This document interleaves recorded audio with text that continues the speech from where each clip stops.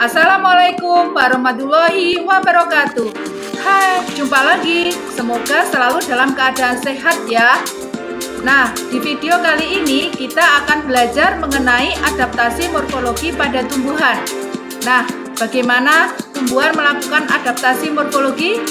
Yuk kita simak video kali ini dengan baik ya. Setiap makhluk hidup selalu melakukan adaptasi, baik itu pada tumbuhan, hewan, maupun manusia. Lalu, apa kalian tahu apa arti adaptasi?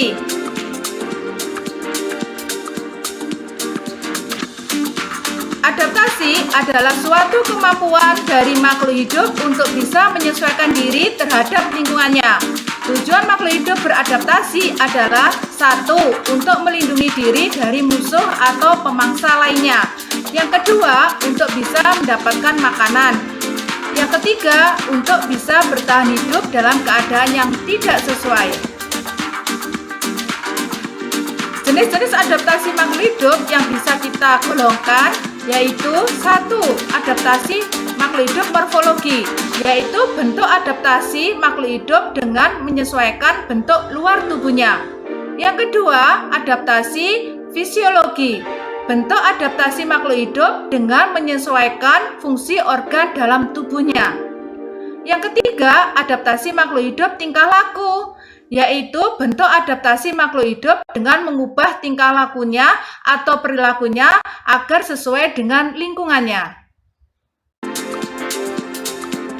Adaptasi morfologi tumbuhan ditandai dengan pertumbuhan atau perbedaan pada bentuk akar, daun, dan batang pada tumbuhan yang menyesuaikan terhadap lingkungannya. Adaptasi morfologi pada tumbuhan dapat kita kelompokkan menjadi tiga, yaitu satu, adaptasi xerofit, dua, adaptasi hidrofit, dan tiga, adaptasi higrofit. Mari kita pelajari satu persatu. Adaptasi xerofit. Tumbuhan xerofit adalah jenis tumbuhan yang dapat hidup di lingkungan yang memiliki sedikit air atau kering. Contohnya pohon kurma, lidah buaya, cocor bebek, dan kaktus. Ciri-ciri tumbuhan xerofit contohnya pada tumbuhan kaktus. Satu, batangnya tebal, berongga seperti spons, dan berisi banyak cadangan air. Yang kedua, tumbuhan kaktus memiliki akar yang sangat panjang. Tujuannya adalah untuk mencari sumber air. Yang ketiga, daun termodifikasi menjadi duri. Tujuannya adalah untuk mengurangi penguapan. Yang keempat, permukaan batang berlapis lilin atau kutikula, yaitu untuk mengurangi penguapan. Yang kedua, adaptasi hidrofit. Tumbuhan hidrofit adalah jenis tumbuhan yang dapat hidup di lingkungan air. Contohnya teratai, enceng gondok, dan kangkung. Ciri-ciri tumbuhan hidrofit contohnya pada teratai. Satu, memiliki daun lebar untuk mempercepat penguapan agar mudah mengapung di permukaan air. Daun berlapis lilin untuk mencegah daun membusuk karena selalu terkena air. Ciri berikutnya terjadi pada enceng gondok.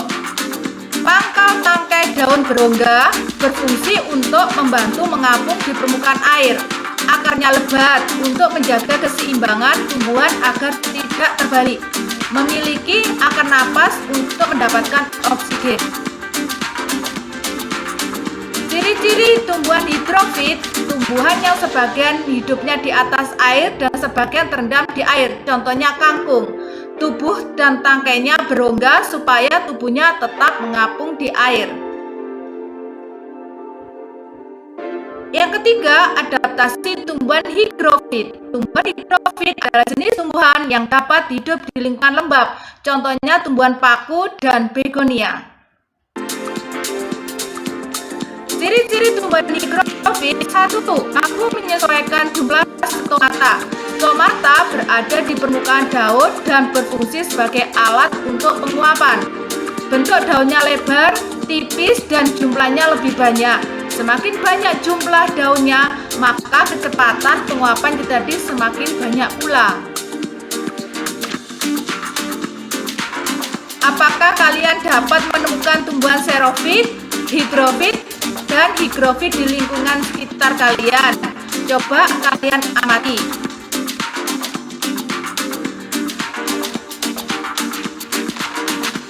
Oke, kita sudah belajar tentang adaptasi morfologi pada tumbuhan. Terima kasih sudah mempelajari dan menyimak video pembelajaran kali ini dengan baik. Selamat belajar, sampai jumpa lagi. Wassalamualaikum warahmatullahi wabarakatuh.